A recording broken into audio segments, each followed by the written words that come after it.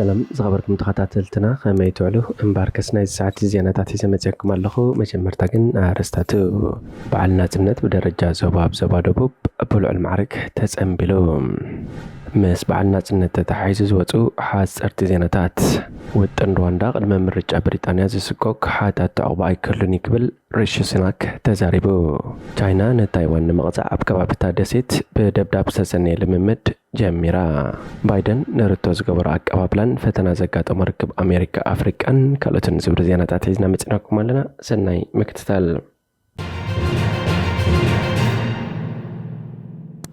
بعلنا تنت بدرجة زبا أب زبا دبوب بالعلم معرك تزنبلو مبن سلسان سلستن عمد بعلنا تنت وحسنت سلام بمغتاب تحت زبل تيما بدرجة زبا أب زبا دبوب أب من دفرة بإسران كلتن قنبوت تزنبلو عبد العلوات سبسلتان منغستن قنبار نزركبوم أستاد حموش الشح عدماتن وكالت هزبن استرخبلو أب ستادم من دفرة استخيدت زنبل لعلى شد الشميتن حمسان تمهرون سنت وبنياتاتن زي تساتف وسنت وباو مسان دوتات كاريبو أما حداري زبا دبوب أتو هابتاب تسفاتين مبل سلسان سلسان عمد بعلنا تنتنا سلامنا بمختنا خنا حوس مخنا أن الرقاقت اللو أقات أم مخانو بمتكاس هزبي إرترا نزامنات أنتار ورتن غزاتن زجمرو مختها أبوان برتاو قالسن دحر ناسنتن بنقحت درعو سلاز غتصلو كمزبن هاجرن ناسنتن هلاونتن كالرقاقت انكعقون كمزخالة قليتو أبوان برش مقلب على زبا أتو أبراهام يوهانس زما قونتي بخلن أسان زباتات زكايد زلونت بعل زمعرق مدبات بدرجة زبا استرالاوه ودرات حفشا فلتت جامتا تخسي قدمي قبا ودر مريت تساناتن مريت تنقسقاس مسلن اب 16 قنبوت جميرو خكايد كم زغني بعينتو فولي زخونه كونسرت اب كتما مندفرا حباراو غيان ن 10,000 متر ودرن دما اب دق امحرك كم زتخايده زرزيرو اتزنبل 120 تلاهيت زسني و10 درفتات حدا بين مدراوي تواصو وي مونولوج كمون لا الحموش ميت تمهارو زساتف من قسقاساو مريت تمهارو وي كلاستنيكس زتقال نيرو مدبات زنبل نازنت اب زبا دبوب لومي 24 قنبوت بدرجان أسان زباتات بزكايات زنبلاتن بب محرارات كبابين عدتاتن زتكلكم وداساتن كزازميو مسبع النازنت تحيز زوات حادث ارتزياناتات بريزيدنت بوتين ملخت يوهانا سديدو بريزيدنت فدراليشن روسيا مستر فلاديمير بوتين باقات ام معلت نازنتنا بريزيدنت إيساس ملخت يوهانا سديدو بريزيدنت بوتين ملختو هاجرم سيرترا هنيصاتو زلامو محزنت كم زحقسو بمتكاس كلتين هاجرات نربح خلتيو حزبታት اب زقدسو ዝተፈላላዩ መዳያታት ተወኪረን ከሰርሓን ጸጥታን ምርጋን ቀርን አፍሪካን ሙሐስ ዘካይዶ ዘሎ ሓበራዊ ጻዕሪ ክደፍዓሉን ዘሎ እምነት ገሊጹ ብተወሳኺ መራሕቲ ሱዳን ንምጽምባል መበል 33 ዓመት ናጽነት ናብ ኤርትራ ከም ዝተበገሱ ተገሊጹ ብምኽትል ፕሬዝዳንት ማልኽ ዓቀር ሉላው ባይቶ ዝተመርሐ ላዕለዋይ ልኡኽ መንግስቲ ሱዳን ንኽብሪ መበል 33 ዓመት ናጽነት ኤርትራን ምጽምባል ናብ ኤርትራ ከም ዘምርሑ ተገሊጹ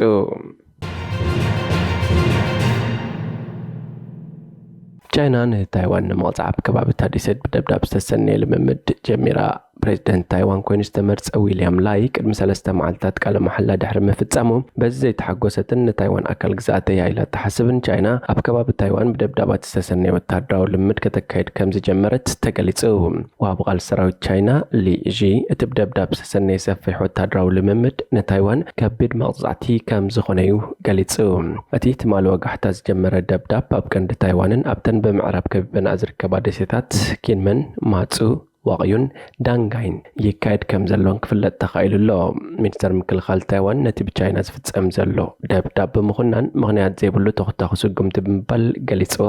تايوان نبسان مكلخال سراويت حيل بحري ايرن اغارن انقص ايسخم زلون مينستر مكلخال تايوان حبير الله وتادرو حيل چاينا لممداتو اب حبراو دلونت وق أيرن بحرن أوسنت علامات متقعت نايم فتام كون أوشتن وتسان تدسيت حبراو حقنيا نايوق عقمي حيلتاتن مفتن استوالد سرحتات ستكور مخانو قليص الله أزي نتايوان ون حيال مغزعتيو كمون نتم متتاوز قبر قداموين حيلتات ون ترير متنقاطايو إلوم چاينا نتايوان أكال قزاتيا تبلا تايوان قنا نقزا رسا كم هاقرات قلتس چاينا نت بريزيدنت تايوان كون استمرت ويليام لاي بت تايوان نتاخد كون كاريوت سن حدا قف فلالين وعتك من إلايات ገልጸው ዊልያም ላይ ብሶኒ ቃለ መሐላ ኣብ ዝፈጸመሉ ቻይና ንታይዋን ምፍራሕ ደው ከተብል ምጽውዑ ይዝከር። ቻይና ድሕሪ መደረ ዊልያም ላይ ብመንገዲ ሚኒስትር ወጻኢ ጉዳያታ ዋንግ ዩቢላ ኣብ ዘውጽአቶ መግለጺ ንዊልያም ላይ ሕሱር ሕፍረት ዘይብሉ ኢላ ገሊጻቶ ነይራ። ዊልያም ላይ ኣብ ጥሪ ፕሬዚደንት ታይዋን ኮይኑ ምስ ተመርጸ ቻይና ታይዋን ኣካል ቻይና እያ ብምባል ካብ ዊልያም ዝቐርብ ዝነበረን ዘተዘዕድም ሕቶታት ብተደጋጋሚ ነጺጋቶ እያ። ኣብ ዝሓለፈ ዓመታት ቻይና ኣብ ከባቢ ታይዋን ብነፈርትን መራኸብን ዝተደገፈ ወታደራዊ ልምምድ በተደጋጋሚ ከተካይድ ጸኒሓ እያ። ታይዋን እውን ኣብ ዝሓለፈ ሰሙናት ወታደራዊ ምንቅስቓስ ቻይና ኣብ ከባቢ ታይዋን እናወሰኸ ከም ዝኸደ በተደጋጋሚ ክትገልጽ ጸኒሓ እያ። ቻይና ክሳብ ሕጂ ናብቲ ተኣፋፍ ዝበሃል ቦታ ከም ዘይሰገረት እዩ ዝግለጽ ዘሎ። ተንተንቲ ንቢቢሲ ኣብ ዝሃብዎ መግለጺ ቻይና ትኽተሎ ዘላ ሜላ ንሓደ ተጻባን ነዊሕ እዋን ንምድኻም ዝዓለመ ምዃኑ ብምግላጽ ንታይዋን ንምድኻም ትፍትን ከም ዘላ ኣብሪሆም። ታይዋን እቲ ብሓሙስ ዝተኻየደ ልምምድ ወታደራዊ ኣተሓሳስባ ቤጂን ዘጉልሕ እዩ ኢላ። ታይዋን ኣብ መግለፂያ ቻይና ብዝሓለፉ ዓመታት ጀሚራ ብቐጻሊ ብነፈርትን መራኸብን ትፍጽሞ ዘላ ምግፋዕ ንሰላምን ምርጋን ዓለም ብዓብዩ ሃሲሎ ኢላ። እዚ ወታደራዊ ልምምድ ኣብ መጻቦ ታይዋን ንሰላምን ምርጋን ኣበርክቶ ክገብር ኣይከኣለን ጥራይ ዘይኮነስ ንኣተሓሳስባ ዕጡቕ ወታደራዊ ሰራዊት ቻይና ዘጉልሕ እዩ ክብል ሚኒስትሪ ምክልኻል ታይዋን ገሊጹ። ባይደን ሩቶ ዝገበሮ ኣቀባብላን ፈተና ዘጋጠሞ ርክብ ኣሜሪካ ኣፍሪቃን ፕሬዚደንት ኬንያ ዊልያም ሩቶ ኣብ ውሽጢ 15 ዓመታት ኣብ ኣሜሪካ ወግዓዊ ምብጻሕ ስራሕ ዝፈጸመ ፈላማይ ኣፍሪቃዊ መራሒ ኮይኑሎም። እዚ ምብጻሕ ፕሬዚደንት ጆ ባይደን ንጉዳያት ኣፍሪቃ ዘለዎ ቆራጽነት ከርእየሉ ዝኽእል ኣጋጣሚ እዩ። ከም ሩስያን ቻይናን ዝኣመሰላ ተፈኻኸርቲ ሃገራት ምዕራብ ምስ ሃገራት ኣፍሪቃ ዘለዎን ርክብ ኣብ ግምት ብምእታው ኣሜሪካ ምስ ብዙሓት ሃገራት ኣፍሪቃ ዘለዋ ርክብ ዝላሕላሓ ክመስል ጸኒሑ እዩ። ሓደ እዋን ኣብቲ ንኣሜሪካ ናይ ቀረባ መሻርክትን ዝኾኑ ጥራሕ ድሙቕ ኣቀባብላ ዝግበረሉ ዋይት ሃውስ ሩቶ ክርከብ ኢልካ ምሕሳብ ቀሊል ኣይነበረን። ዓለም ለኻዊ ቤት ፍርዲ ገበነኛታት ነቲ ኣብ 2007 ዝተኻየደ ምርጫ ኬንያ ስዒቡ ምስ ዝተፈጥረ ናዕቢ ብዝዛመድ ንዊልያም ሩቶ ብገበናት ኣንጻር ሰብኣውነት ከሲስዎ እዩ። እቲ ክሲ ውድቕ ብምዃኑ ግን ኣብዚ እዋን ሩቶ ዘይስገር መሻርክቲ ኣሜሪካ ኮይኑሎም። ኣምባሳደር ኣሜሪካ ኣብ ኬንያ ሜክ ዋይትማን ኮንግረስ ኣሜሪካ ዊልያም ሩቶ ንኽኣደም ዘይደገፈ ምስ ዲሞክራሲያዊ ስርዓቱ ብዝዛመድ ዘይኮነስ ግዜ ብናይ ዘይምችቻእ ጉዳይ እዩ ኢላ። ቅድሚ ሕጂ ንከም ኣቤይን ሂውለትን ዝኣመሰሉ ትካላት ዝመርሐት ሜክ ኬንያ ኣብ ዓውዲ ቴክኖሎጂ ሲሊከን ሳቫና ንዘለዎ ዓቕሚ ትድግፍ እያ። ብሓቂ ኣብ ኣፍሪቃ ጽልዋ ምፍጣር እንተደሊኻ ናብ ሃገራዊ ድራር ክዕደም ዘለዎ መን እዩ? ኬንያ ንሱሳ ዓመታት መሻርክቲ ኣሜሪካ እያ። ኣብ ምብራቕ ኣፍሪቃ ዝተረጋገ ዲሞክራሲ ዝሰፈደላ እያ። ፕሬዚደንት ሩቶ ትኽክለኛ መራሒ እዩ ኢላ።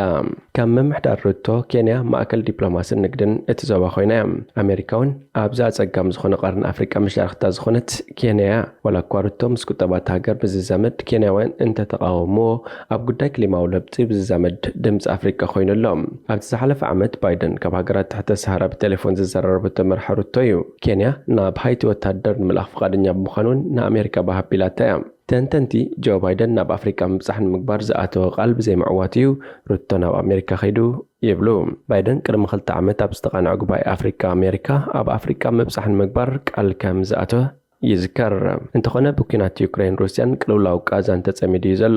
ንኣፍሪቃን ኣሜሪካን ማዕረ ተረባሕቲ ንክኾነ ሓድሽ ኣካይዳን ምዝርጋሕ ቃልኣት ኢሉ። ሩቶ እውን ናይ ዝቓል መርኣያ እዩ።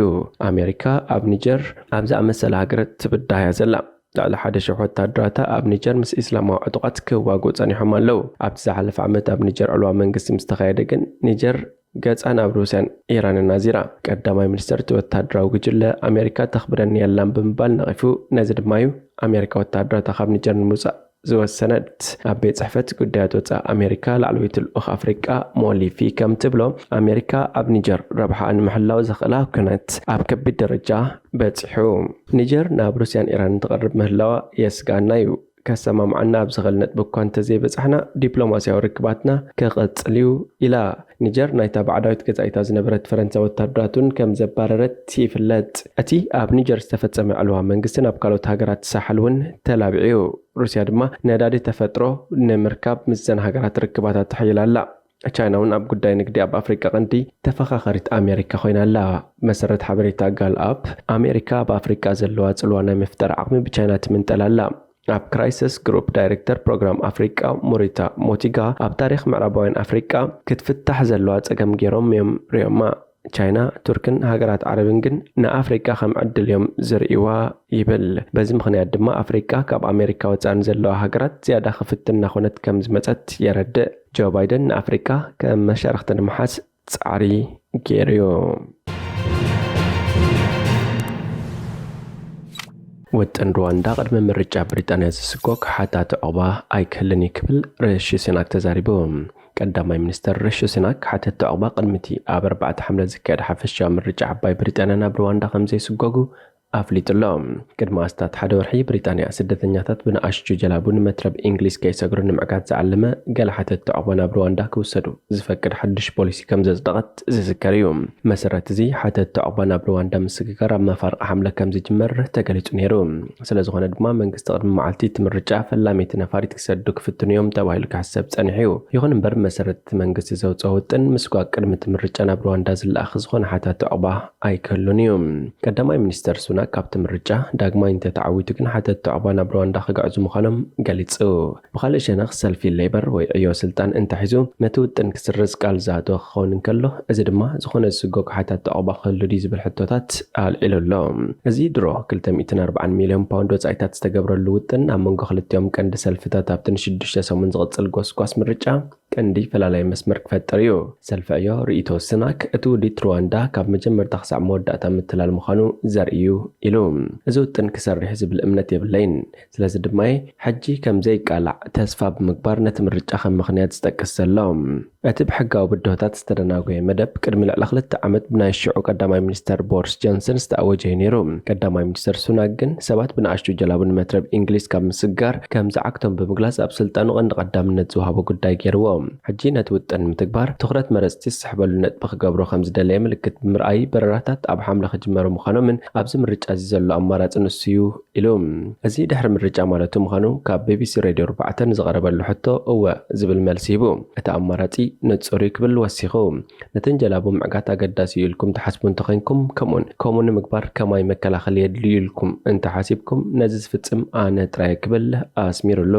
ሊበራል ዲሞክራትስ ነዚ ርእይቶ ሱናክ ፍጹም ውርደትን ስዕረት ምእማንን ክብሉ ገሊጾሞ ዋብ ቃል ጉዳያት ውሽጢ ሃገር ኣሊስተር ካርማይክል እቲ ውጥን ሩዋንዳ ካብ ፈለማ መዓልቲ ጀሚሩ ዘይስነ ምግባራውን ክቡርን ሓደጋ እዩ ነይሩ ኢሎም ሱናክ ቀዲሙ ቶም ቀዳሞት በረራታት ክሳዕ መፋርቂ ሐምለ ክካየዱ ምዃኖምን ድሕሪኡ ኣብ ሓጋይ ከም ዝቕጽሉን ቃላት እዩ ነይሩ ይኹን እምበር ብድሕሪ መጋረጃ ሚኒስትራት ነቲ ፖሊሲ ንክቕጽል ኣብ ብርክት ዝበሉ ሕጋዊ ግንባራት ክቃለሱ ጸኒሖም እዮም ንላዕለዎት ኣገልገልቲ መንግስቲ ዝውክል ማሕበር FDA ሰበስልጣን ዓለም ለኻዊ ሕጊ ክጥሕሱ ዘገድድ ይክብል ነቲ ውጥን ይብድሃሎ ትካል ግብረሰናይ ኣሳይለም ኤድዊን ካልእ ብድሆ እዩ እዚ ትካል ዘቕርቦ ብድሆ ድሮ ቤት ጽሕፈት ውሽጣዊ ጉዳያት መን ንፈለማ በረራ ከም ዝምረጽ ዝሕብር መምርሒ ዳግማይ ከዳሉ ኣጊድልዎ ኣሎ ቤት ጽሕፈት ውሽጣዊ ጉዳያት ድሮ ንኽስጎጉ ዝተመደቡ ሰባት ምእሳር ጀሚሩ ነይሩ እንተኾነ እንተወሓደ 60 ካብኣቶም ጉዳዮም ዝቃለሱ ጠበቃታት ኣለዎም ነፍሲ ወከፍ ጉዳይ ድማ ክሳብ ላዕለዋይ ቤት ፍርዲ ክበጽሕ ይኽእል እዩ እዚ ዝኾነሉ ምኽንያት ድሕሪ 1945 ኣብ ዓባይ ብሪጣንያን ፈለማ እዋን ኣብ ሐምለ ንዝካየድ ምርጫ ጎስጓስ ኣብ ዝጅምረሉ ዘሎ እዋን እዩ ሱናክ ንሱ ንቢቢሲ ኣብ ዝሃቦ ቃል ኣብ ቀረባ እዋን ብዛዕባ ቆጠባ ዝወፀ መግለፂታት ነቲ ምርጫ ቆኑዕ ሕሞት ሕጂ ምዃኑ ከም ዘመልክቱ ሓቢሩ ዋላ እኳ ብሕጋዊ መንገዲ ክሳዕ ጥሪ 2025 ክካየድ ዘለዎ እንተኾነ እምበር ከስ ዝኸበርኩም ተኸታተልትና ናይዚ ሰዓት እዚ ዜና መስተናድኦና ብዝፍጸም ሓደሽቲ ዜናታት ንምክትታል ሰብስክራይብ ሼር ላይክ ኮሜንት ምግባር ኣይትረስዑ ኢኹም ሰላም